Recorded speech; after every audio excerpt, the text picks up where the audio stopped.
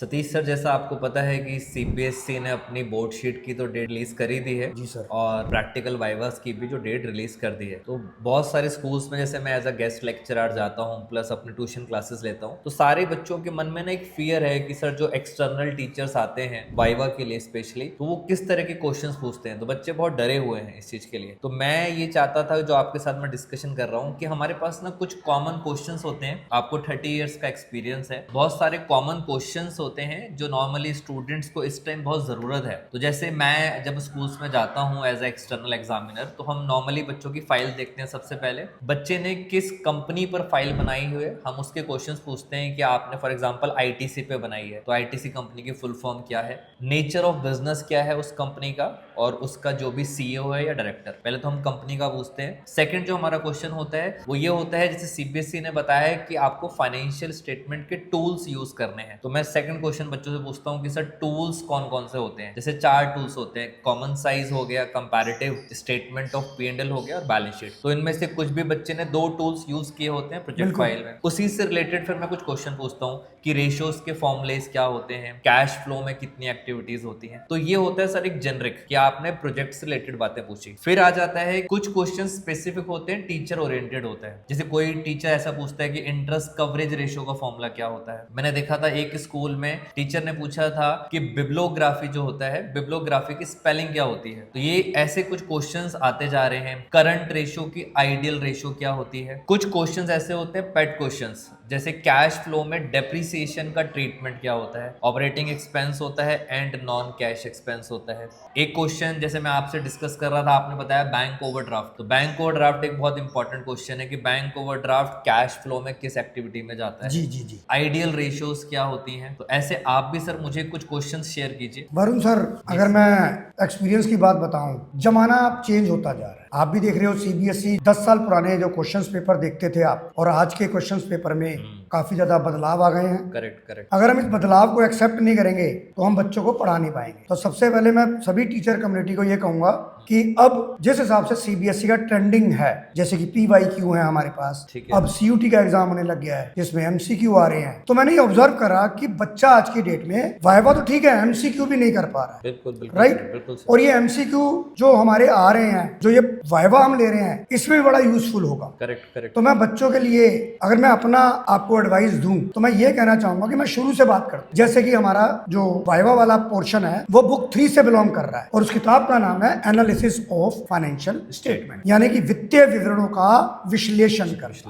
Right. Correct. तो सबसे पहले स्टूडेंट्स को ये पता होना चाहिए कि फाइनेंशियल स्टेटमेंट होती कितनी टाइप की है। जैसे कि number 1 statement of P&L, number 2 balance sheet, number 3 notes to accounts, और नंबर 4 कैश फ्लो स्टेटमेंट। अब हम बात करते हैं, जब हमने सेकंड बुक पढ़ाई, हम बात करते हैं कंपनी अकाउंट्स की। और आपको पता है जो हम फाइनेंशियल स्टेटमेंट एनालिसिस कर रहे हैं वो as per the companies act कर रहे हैं। राइट। तो इनके बच्चे को शेड्यूल पता होना चाहिए। अच्छा। जैसे कि बैलेंस शीट का शेड्यूल क्या है, schedule 3 part 1 of the companies act. Correct correct. और schedule 3 part 2 of the company statement of P&L का। दूसरी बात जो कि थ्योरेटिकल भी बड़ी इंपॉर्टेंट है, हम सिक्योरिटी प्रीमियम से जो हमारा लो आईओडी होता है, loss on issue of debenture, हम राइट ऑफ करते हैं, तो हमें उसे सिक्योरिटी प्रीमियम से और स्टेटमेंट ऑफ P&L से राइट ऑफ करना होता है। तो यहाँ बच्चा लिखता है स्टेटमेंट ऑफ P&L अकाउंट। बच्चा यहाँ पे कॉमन मिस्टेक करता है, जो 80 नंबर वाला बच्चा वो नंबर कटवा देगा यहाँ। अब आ जाओ, हम वाइवा की बात कर रहे हैं, ये तो शेड्यूल की बात। अब उनके मेन हेड और सब हेड, मेन हेड और सब हेड, मेन हेड और सब हेड की सीक्वेंस, ठीक बात है। उसके लिए वो चैप्टर 3 में भी उसे काम आएगा और वाइवा में भी काम आएगा। सर सीयूटी के अंदर भी ना सीक्वेंस बड़ा आजकल मैटर करता है, बहुत क्वेश्चंस आते हैं आजकल ट्रेंडिंग में है। जैसे कि अगर मैं सीक्वेंस की बात करूं तो जैसे कि अगर मैं एक एग्जांपल दूं, सबसे पहले जब हम शेयर कैपिटल बनाते हैं तो ऑथराइज्ड आती है, ऑथराइज्ड कैपिटल आती है। दूसरे नंबर पे इशूड आती है, करेक्ट करेक्ट। तीसरे पे सब्सक्राइब्ड आती है। इसी तरह सीक्वेंस के ऊपर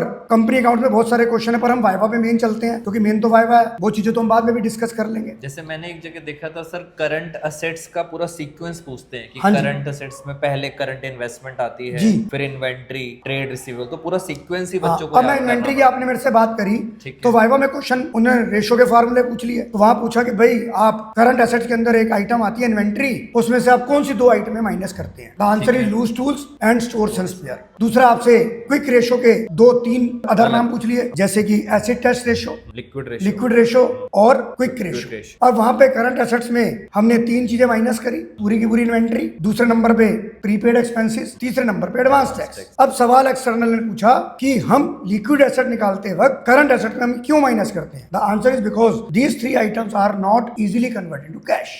अब आइडल रेशियो की आपने बात कर ली, करंट रेशियो में 2:1। अब यहाँ पर आप ये देखिए रिलेशनशिप करंट एसेट्स और करंट लायबिलिटी में रिलेशनशिप होता है। अब जो प्रोविजन फॉर डाउटफुल डेट दे रखा है वो करंट लायबिलिटी में दे रखा है। अब बच्चे को यहाँ पे ये ध्यान रखना है डेटर में से आपको प्रोविजन को माइनस करना है, क्योंकि हमें गुड डेटर चाहिए और बच्चा इसे करंट लायबिलिटी में लिख रहा है क्योंकि उसे करंट लायबिलिटी में दिख रहा है। वो तो रिलेशनशिप कर रहा है current asset on current liability. But जब आप ट्रेड रिसीवेबल टर्नओवर रेशियो निकालेंगे तो आपको प्रोविजन फॉर डाउटफुल डेट को माइनस नहीं करना। ये बहुत अच्छा पॉइंट बताया सर आप। राइट। और ये ऑलरेडी मैंने जब पेपर कॉपियां देखी और चेक करी, मेरे दोस्तों ने बताया, जो मेरे दोस्त सीबीएसई में कॉपियां चेक करते हैं, I am not eligible for, क्योंकि मैं तो स्कूल टीचर नहीं हूं, पर ये कॉमन मिस्टेक्स बहुत बच्चों ने करी। आइडल रेशियो बच्चों को ढंग से फार्मूले याद नहीं है, तो मैं उन बच्चों से सभी से रिक्वेस्ट करूंगा कि फार्मूले याद करें। अच्छा, अब कुछ रेशियो कुछ ऐसी कॉमन रेशियो है जो हर एग्जामिनर की फेवरेट है। अगर मैं करंट रेशियो की बात करूं, एक बच्चे ने मुझे बोला कि सर मुझे करंट रेशियो आती है, तो मैंने उससे पहला सवाल लिक्विड रेशियो वो पूछ लिया, इन्वेंट्री वाला। दूसरा मैंने बोला आइडल रेशियो, उसने उसका भी जवाब दे दिया। मैंने तीसरा सवाल पूछा कि very much high current ratio क्या इंडिकेट करती है, सिग्निफिकेंस, वहां पे उसका डब्बा खोल, वहां पे उसे सिग्निफिकेंस भी कुछ रेशियो का याद करना है। जैसे कि आपको बताऊं, हाई करंट रेशियो होगी तो इसका मतलब आपका पुअर कैश मैनेजमेंट है, बैड कैश मैनेजमेंट है, क्योंकि आपका पैसा फंसा हुआ है वहां, आप पैसे से पैसा नहीं बना रहे हो, आप माल उधार बेचे जा रहे हो, पुअर डेटर मैनेजमेंट है। आपको 10 किलो घर में आटे की जरूरत है, आपने 100 किलो मंगा लिया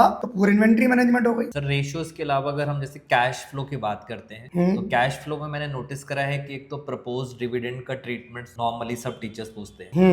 एक पूछते हैं कि गुडविल अगर इंक्रीज होती है तो इन्वेस्टिंग में जाती है, और अगर डिक्रीज होती है तो वो जाती है ऑपरेटिंग के अंदर। बहुत सारे क्वेश्चन तो बच्चों ने यूट्यूब पे देख लिए हो। आज की डेट में यूट्यूब एक ऐसा माध्यम है, आज की डेट में कोई हम नहीं बचे तो आप क्या बचोगे? Correct right. पर कुछ क्वेश्चंस ऐसे होते हैं जो हमारे एनसीईआरटी में दिए हुए हैं, और हमारे लिए गीता, कुरान, बाइबल एनसीईआरटी है, अकाउंट्स के लिए राइट। करेक्ट। और मैं टीचर कम्युनिटी से भी रिक्वेस्ट करूंगा कि कुछ क्वेश्चन एनसीईआरटी को भी बेस लेके चले। जैसे कि एक कॉमन क्वेश्चन है कि एक ऐसी एक्टिविटी बताइए जिस एक ही ट्रांजैक्शन में वो दो एक्टिविटी को इफेक्ट कर रहा है, यानी कि आउटफ्लो ऑफ इन्वेस्टिंग को भी कर रहा है और आउटफ्लो ऑफ फाइनेंसिंग को भी कर रहा है। मैं ये जो सवाल कर रहा हूं आपसे, ये मुझे कोई अपने नंबर नहीं बनाने हैं। This question is asked by CUET, this question is asked by CBSE and this question is mention in the NCERT also. तो मुझे नंबर नहीं बनाने हैं। The answer is asset purchase on hire purchase system. आप तो खुद एक CA हैं, तो आपको पता है हायर परचेज सिस्टम, जब हम किस्तों पे, अगर मैं लेमन में 12वीं के बच्चे से बात करूं इंस्टॉलमेंट, तो उसे वो समझ नहीं आएगा, तो हम उसे बोलेंगे इंस्टॉलमेंट सिस्टम पे। अब जब आपने पार्टनर का लोन अकाउंट बनाया तो आपने उसको इंस्टॉलमेंट पे करी, तो instalment means principal plus interest, तो principal is a part of outflow of investing activity. Loan pay करेंगे नहीं, लोन की बात नहीं कर रहा मैं। मैंने कहा asset purchase on instalment system, तो जो इंस्टॉलमेंट में एक पार्ट प्रिंसिपल का होगा, कुछ पार्ट इंटरेस्ट का होगा। अब जो कुछ पार्ट प्रिंसिपल का है वो आउटफ्लो ऑफ इन्वेस्टिंग एक्टिविटी हो गया, और जो इंटरेस्ट का पार्ट है फाइनेंसिंग हो गया। अब आप कहोगे क्यों? अब आप फाइनेंसिंग की डेफिनेशन पे जाइए, वो क्या कहता है? Change in composition of share capital and borrowing. तो borrowing means either long term और शॉर्ट टर्म। तभी बैंक ओवरड्राफ्ट का जो ट्रीटमेंट है वो फाइनेंसिंग एक्टिविटी बना। और बच्चा यहाँ बैंक ओवरड्राफ्ट में गलती करता है कि वो चेंज इन करंट लायबिलिटी में ले जाता है, राइट। और दूसरा क्वेश्चन, हमने कैश फ्लो में मेन फाइनेंस कंपनी और नॉन फाइनेंस कंपनी को सेग्रीगेट करा। मैं कहता हूं फाइनेंस कंपनी को इंटरेस्ट रिसीव हुआ, वो इसका इनफ्लो हो गया ऑपरेटिंग एक्टिविटी। अगर यही सर नॉन फाइनेंस कंपनी में होता तो वो इन्वेस्टिंग हो गया, वो इन्वेस्टिंग में होता। बच्चे को ये पता है। अब जो मैं अगला क्वेश्चन आपके साथ डिस्कस करने जा रहा हूं, this question is already asked by the CBSE in 2017-18 या 19-20 में पूछा हुआ, मुझे एग्जैक्ट डेट याद नहीं है। ऐसा कौन सा इंटरेस्ट रिसीव है जो इनफ्लो ऑफ फाइनेंसिंग एक्टिविटी बनेगा? तो ये होता है sir interest on calls in yes, arrears. Interest on calls ये इन बहुत एरियर। यूनिक क्वेश्चन पूछा हाँ, आपने। Interest on calls in arrears. Calls in arrear. तो जो पुराने चावल है ना, उन्हें तो ये क्वेश्चन पता है। और ये क्वेश्चन अगर लोगों को लगता है कि हम दोनों जो डिस्कस कर रहे हैं ओवर हाइप कर रहे हैं, तो मैं कहूंगा ये ओवर हाइप नहीं है। ये क्वेश्चन अगर रिकॉर्ड में देखेंगे, अगर आज की डेट में तो हमसे ज्यादा नॉलेज तो चैट जीपीटी को है। बिल्कुल बिल्कुल। तो अगर चैट जीपीटी से ये पूछेंगे ये लोग, जेनजी लोग है ना ये लोग, कि this question is asked by CBSE और नॉट, तो चैट जीपीटी सबसे ऊपर बोलेगा क्वेश्चन आ चुका है। तो interest on calls in arrear. अब ऐसे इंटरेस्ट रिसीव हुआ, ऐसे इंटरेस्ट पे भी करा उसने कॉल एडवांस पे, वो भी तो फाइनेंसिंग का होगा। तो सर इस तरह के जो क्वेश्चंस हैं जो अलग तरह से हैं, वो मार्केट में मेरे को लगता नहीं कि इतने होंगे। पर मैं बच्चों से कहूंगा कि एक बार, या सभी टीचर से भी कहूंगा कि जो एनसीईआरटी है हमारी, उसे थोड़ा सा गो थ्रू कर। थोड़ा सा क्या सर, सीयूटी में आजकल एनसीईआरटी ही पूरी बेस्ड है जी। तो जो बच्चे सीबीएसई की प्रिपरेशन कर रहे हैं तो उसके लिए एनसीईआरटी और एनसीईआरटी, गीता, बाइबल, कुरान, सब कुछ उसके लिए है। बाकी हम लोग तो बैठे ही हैं।